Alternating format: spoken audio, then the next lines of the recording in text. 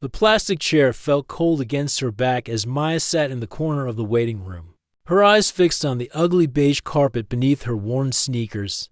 Her hands wouldn't stop shaking, no matter how tightly she pressed them together in her lap. The appointment card in her purse felt like it was burning a hole through the fabric, a constant reminder of what she was about to do. She had been sitting there for 20 minutes, even though her appointment wasn't for another 10. Being early was safer. It gave her time to watch, to study the place, to figure out where the exits were. Old habits never really died, she thought bitterly. The receptionist had smiled at her when she walked in. That practiced professional smile that Maya had learned not to trust. People smiled right before they hurt you sometimes. Her ex-husband used to smile like that, right before his voice would turn sharp and cutting. She'd learned to read those smiles like warning signs. Maya pulled her jacket tight around herself. Even though the office wasn't cold, the fabric felt like armor, something between her and the world. She'd worn her oldest clothes today, the ones that made her invisible. Gray sweater, faded blue jeans. Nothing that would draw attention or give anyone a reason to comment. Her phone buzzed in her pocket. A text from her sister asking how she was doing. Maya stared at it for a long moment, before putting the phone away without responding. How could she explain that she was sitting in a therapy office, waiting to talk to a stranger about things she'd never said out loud? How could she tell anyone that she'd spent 3 weeks researching this doctor, reading every review she could find, looking for signs of what kind of person he really was? The reviews had been mostly positive, which somehow made her more nervous. People lied in reviews. They said nice things because they felt like they had to. Or maybe the doctor paid them to write good things. She'd seen that happen before with other businesses. Nothing was ever really what it seemed. A woman came out of one of the inner offices, her eyes red from crying. Maya watched her walk past, noting how she held herself, how she avoided eye contact with everyone in the waiting room. That would probably be her in an hour, walking out of here feeling worse than when she came in. At least then she could tell herself she'd tried, right? At least then her sister would stop asking her to get help. The waiting room smelled like vanilla air freshener, the kind that was supposed to be calming, but just reminded Maya of the candles her ex-husband used. Too late when he was in one of his moods. Everything reminded her of something these days. A song on the radio, a certain cologne, the way someone laughed in the grocery store. Her brain had turned into a minefield of memories, and she never knew what would set one off. She'd practiced what she would say during the drive here. Keep it simple. Don't give too much away. Answer the questions, but don't volunteer information. She'd learned that lesson the hard way in other situations. The less people knew about you, the less they could use against you later. Maya glanced at the clock on the wall. 5 more minutes. Her stomach felt like it was tied in knots. Part of her wanted to get up and leave, to walk back to her car and drive home and pretend this whole thing never happened. But another part of her, a tiny voice that she'd been trying to ignore for months, whispered that maybe she needed to stay. Maybe she needed to try. The door to the inner office opened again, and a man stepped out.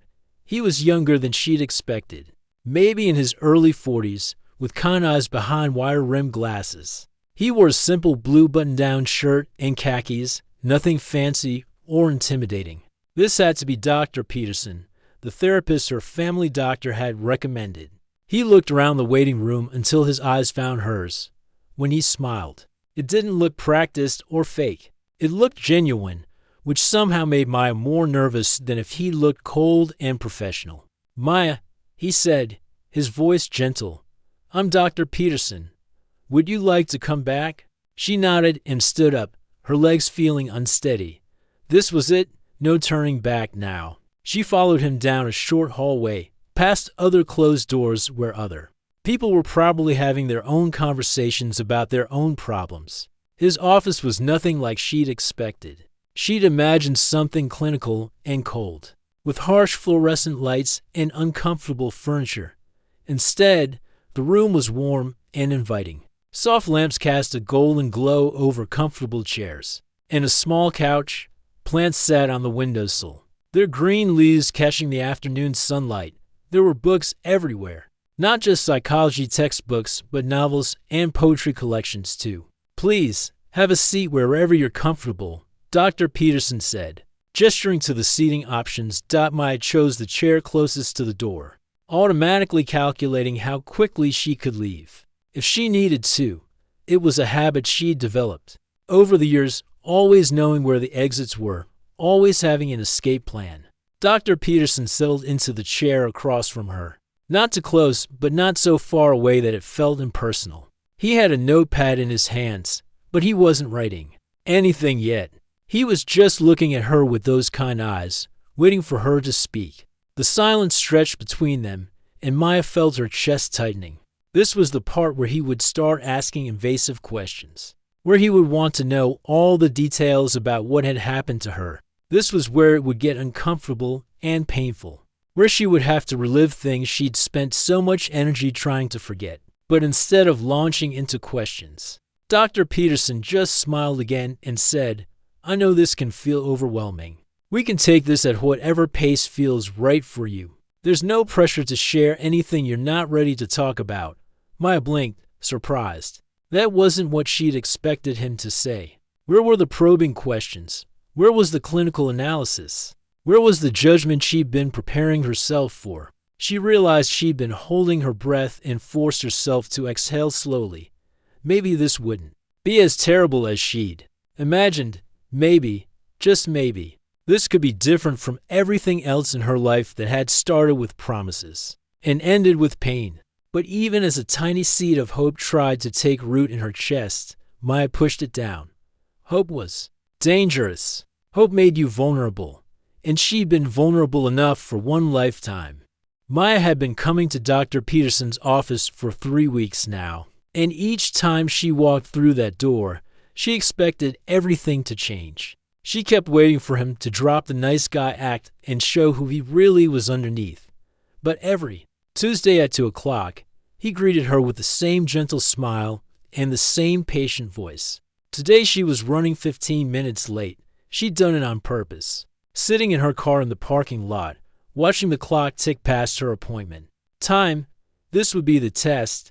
This would be when his true colors showed. Everyone had a breaking point, and being disrespected was usually it. She finally walked into the waiting room, her heart pounding with a mixture of anxiety and something that felt almost like excitement. The receptionist looked up and smiled. "Just like always, Dr. Peterson is ready for you whenever you are," she said warmly. Maya frowned. No lecture about being late, no sharp comments about wasting his time. She walked down the familiar hallway, her confusion growing with each step. Dr. Peterson opened his office door before she could knock. "Good afternoon, Maya. Come on in." His voice was calm, unhurried, no trace of irritation or frustration. She settled into her usual chair, the one closest to the door, and waited. Surely now he would say something about her tardiness. Instead, he simply sat down across from her and waited, his expression open and patient. "I was late," Maya said finally, the words coming out sharper than she intended. "Yes, I noticed." Dr. Peterson replied, "Is there something you'd like to talk about regarding that?" Maya stared at him. That was it. No anger, no consequences, no guilt trip about how valuable his time was. She felt off balance, like she'd been bracing for a punch that never came. "Aren't you mad?" she asked. Genuinely confused, Dr. Peterson tilted his head slightly. "Should I be mad? Everyone gets mad when people are late. It's disrespectful. Sometimes people are late for all kinds of reasons," he said gently. "Traffic, emergencies. Or sometimes because they need a few extra minutes to feel ready. Which one was it for you today?" Maya felt something twist in her chest. He was giving her options, explanations that didn't make her look bad. She wasn't used to that kind of consideration. "I sat in my car," she admitted quietly. "I was nervous." "That makes perfect sense. Coming here takes courage. And sometimes we need a moment to gather that courage." The knot in Maya's chest loosened slightly, but she immediately felt suspicious of her own relief. This had to be some kind of technique he'd learned in school. some way to manipulate her into trusting him. She decided to push harder. The following week, she came in wearing sunglasses and didn't take them off when she sat down. Dr. Peterson didn't comment on them, didn't ask her to remove them. He just proceeded with their session as if nothing was unusual. "Don't you want to see my eyes when we talk?" Maya asked, her voice challenging. "I'd like you to be as comfortable as possible." He replied, "If keeping your sunglasses on helps you feel more comfortable, that's perfectly fine with me." Maya felt frustrated. Why wasn't he playing by the rules she knew? Where was the demand for control? The insistence that things be done his way? She tried again the next week, giving short, almost rude answers to his questions. When he asked how her week had been, she said, "Fine." When he asked if anything significant had happened, she shrugged and said, "No." She sat with her arms crossed, staring at the floor. But Dr. Peterson didn't get frustrated. He didn't push or demand more from her. Instead, he simply sat with her in the silence, occasionally making gentle observations about how difficult it could be to open up to someone new. "You know," Maya said suddenly, her voice sharp with irritation, "I looked you up online. I read all about your fancy degrees and your research papers. Must be nice, being the expert on broken people." Dr. Peterson was quiet for a moment. "It sounds like you're feeling frustrated," he said finally, "maybe even a little angry. Shouldn't I be? I'm paying you to sit here and judge me. Is that what you feel like I'm doing?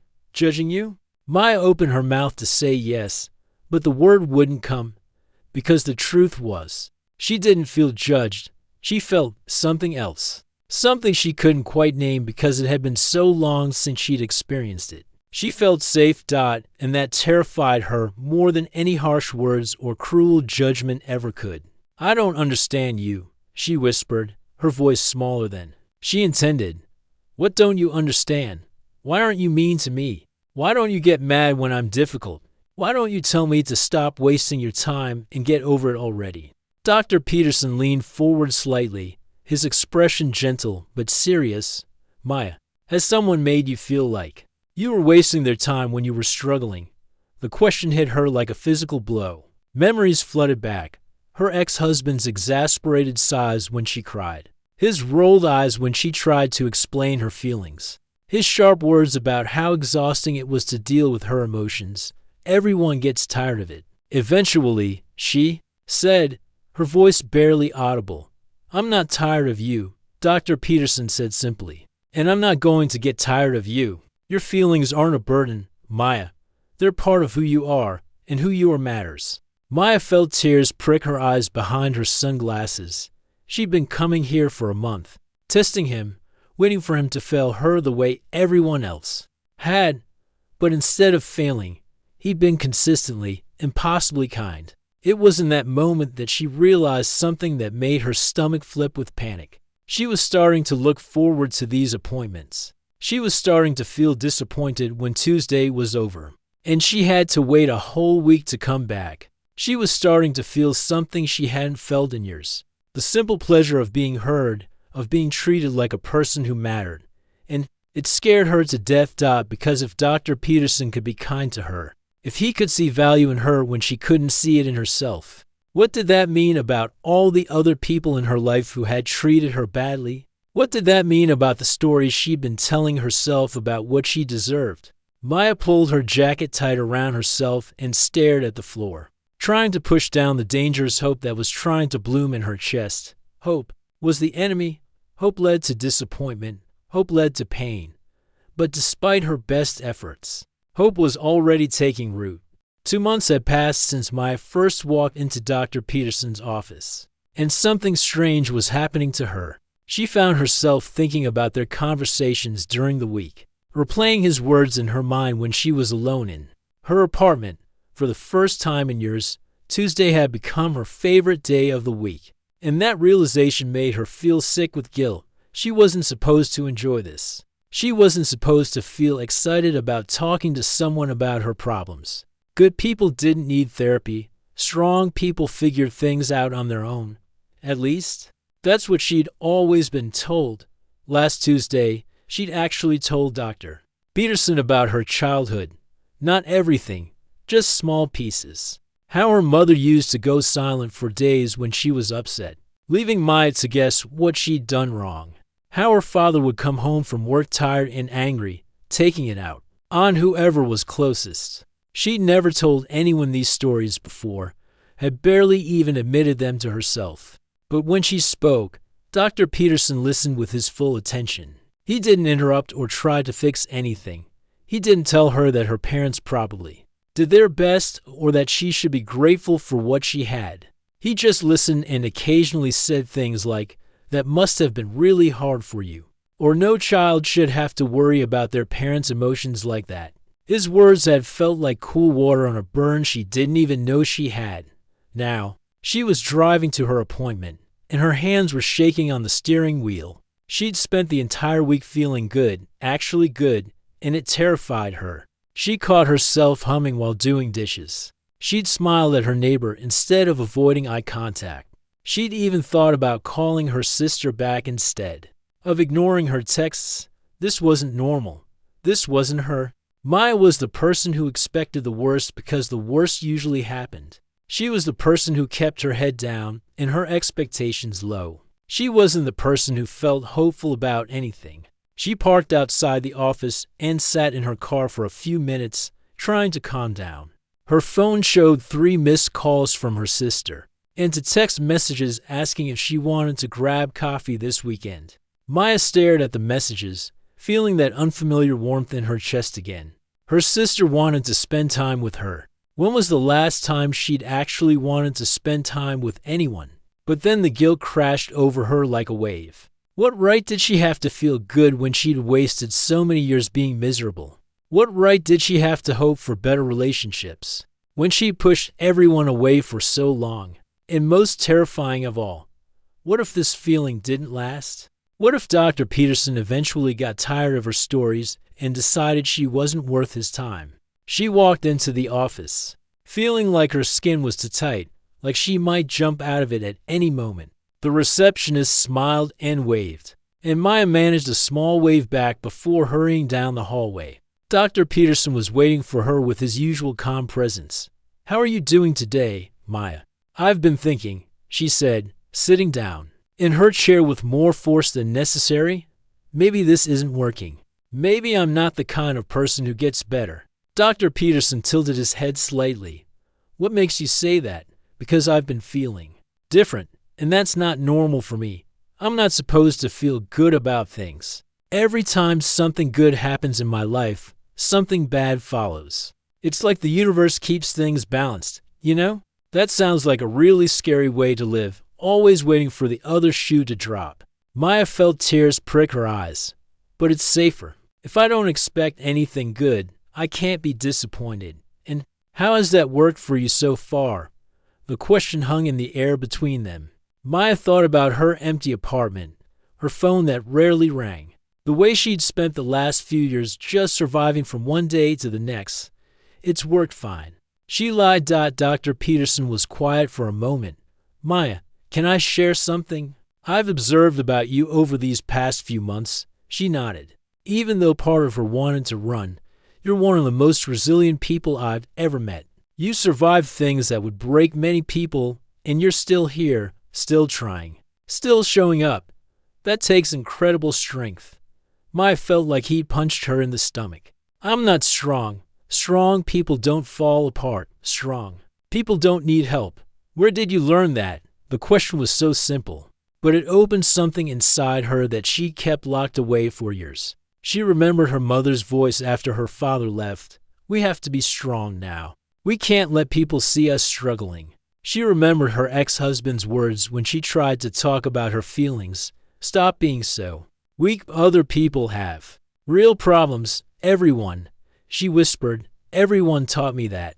And do you think those people were right?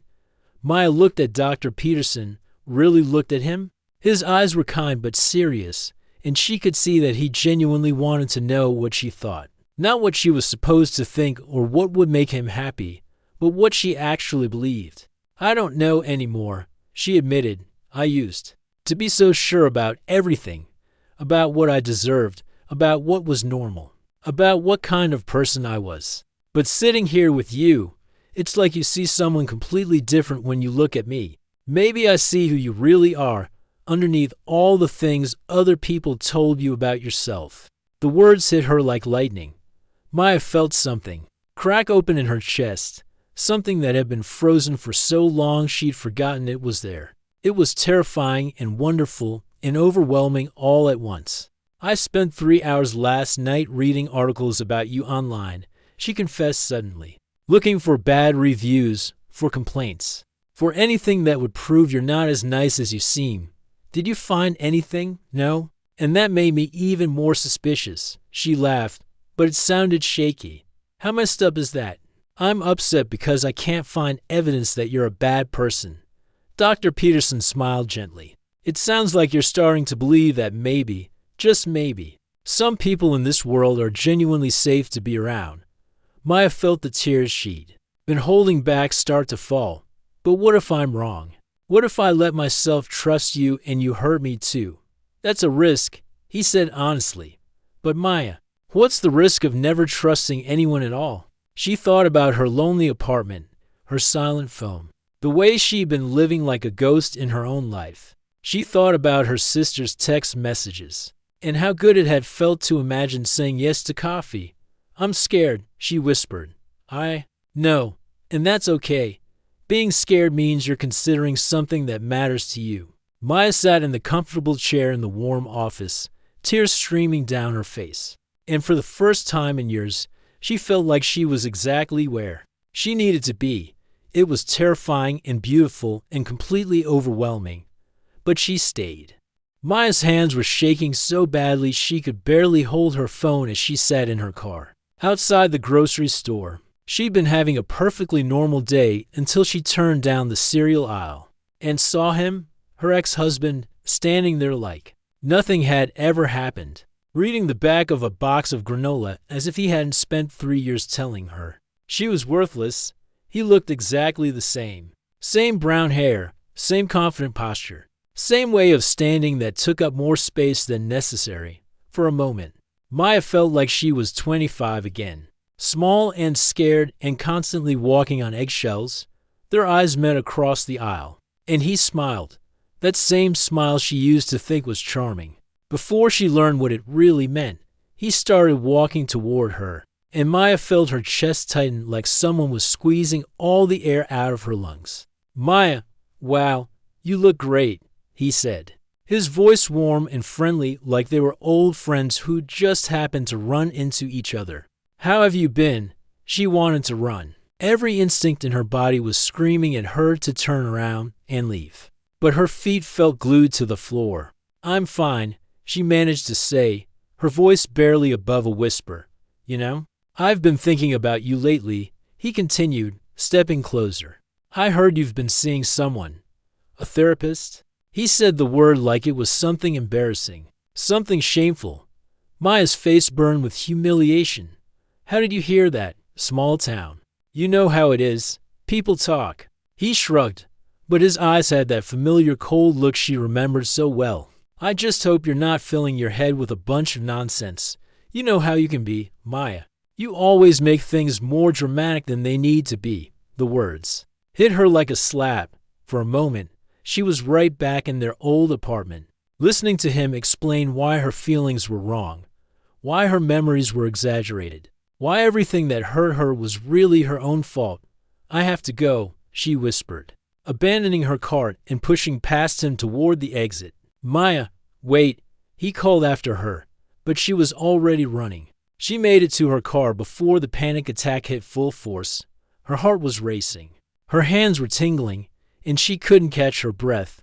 The parking lot seemed to spin around her as she fumbled with her keys, trying to start the engine with shaking hands. All the progress she'd made with Dr. Peterson felt like it was crumbling.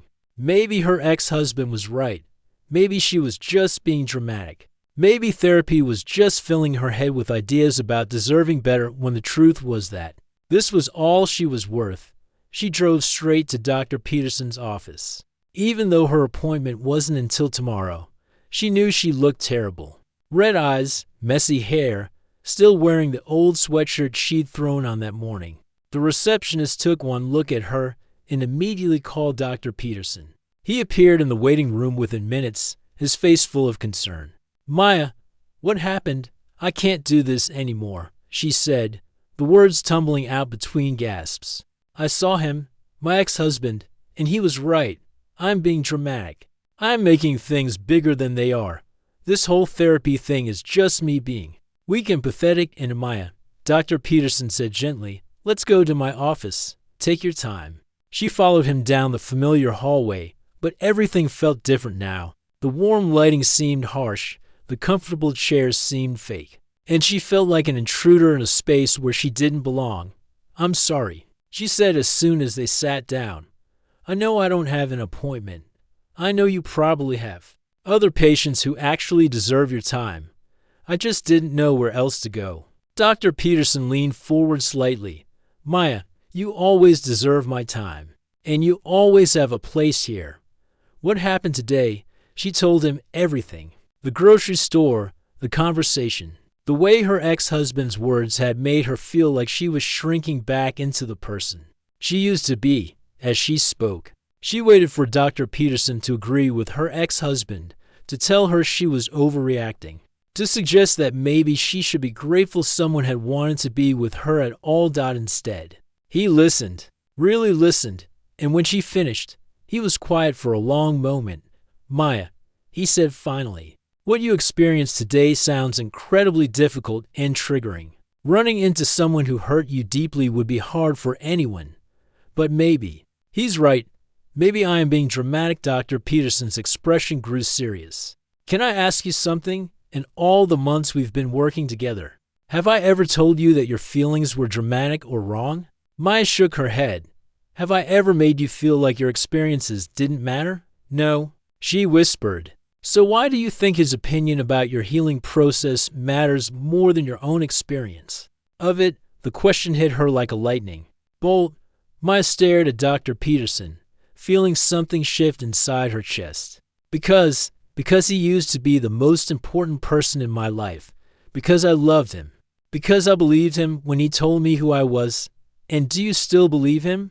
Maya thought about the past few months. She thought about how she'd started sleeping better, how she'd called her sister back last week, how she'd actually laughed at a movie she watched. She thought about how she'd been feeling like herself for the first time in years. Whoever that self was, I don't know, she said honestly. Part of me still does. The scared part that's used to being small. And what about the other parts of you? Maya closed her eyes and tried to listen to those other parts. The ones that have been growing stronger during their sessions. The other parts think he's wrong. The other parts think I deserve to take up space in the world. Which parts feel more true to you right now?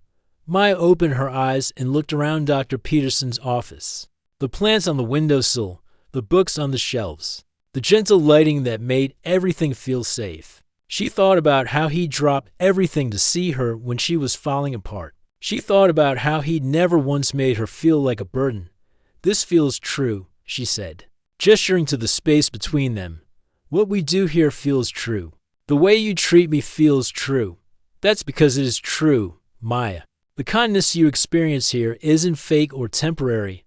It's real, and you deserve it." For the first time since the grocery store, Maya felt like she could breathe properly. "I was so scared that seeing him would undo everything. Then I'd go back to being the person I was before.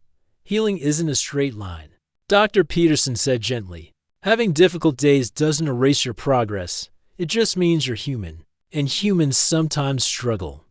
Maya felt tears streaming down her face, but they weren't the panic tears from earlier.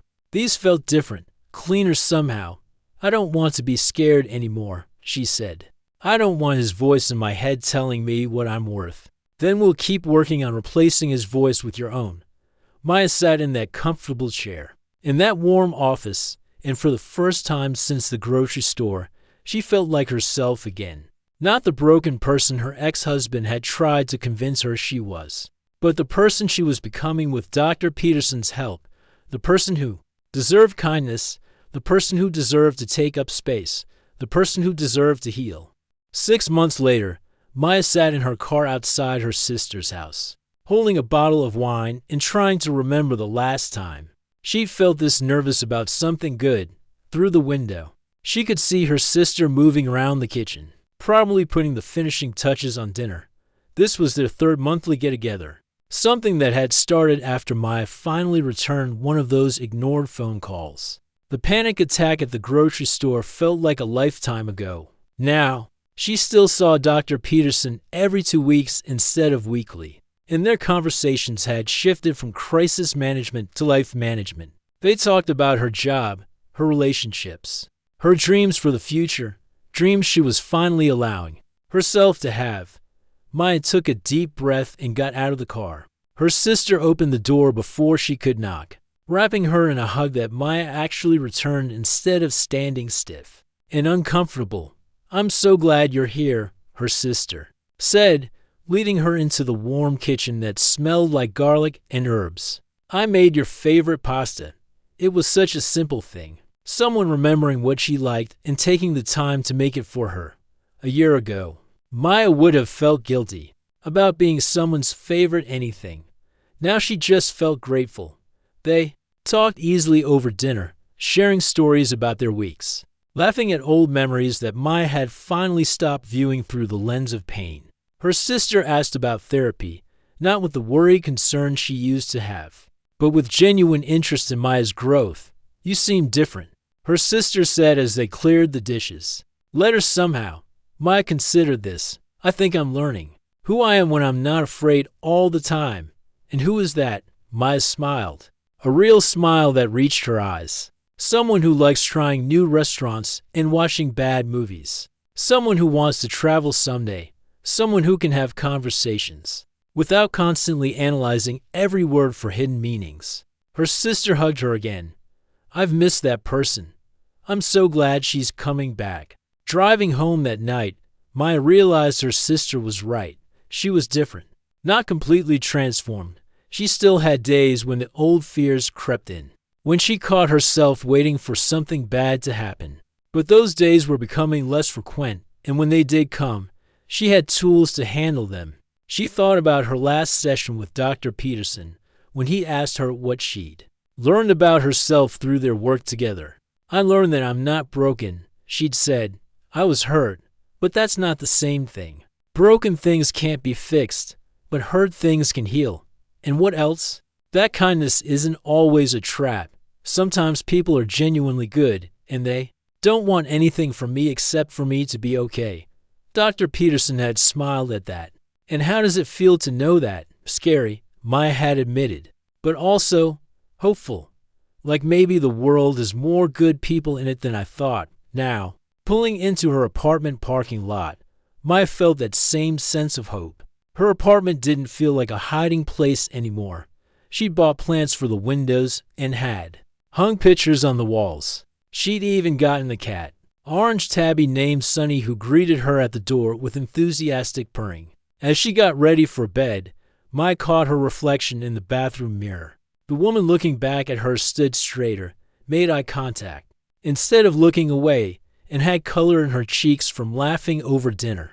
She looked like someone who believed she deserved good things. Her phone buzzed with a text from a coworker asking if she wanted to grab lunch tomorrow. 6 months ago, Maya would have made an excuse. Tonight, she texted back, "Yes, that sounds great." Small steps, but they were her steps. She thought about her next therapy appointment. Still 2 weeks away, she wasn't counting down the days anymore. Wasn't desperately needing that weekly anchor to survive. She was going because she wanted to keep growing, keep learning about herself, keep becoming whoever she was meant to be. Dr. Peterson had given her something she'd never thought possible. The experience of being treated with consistent kindness and respect.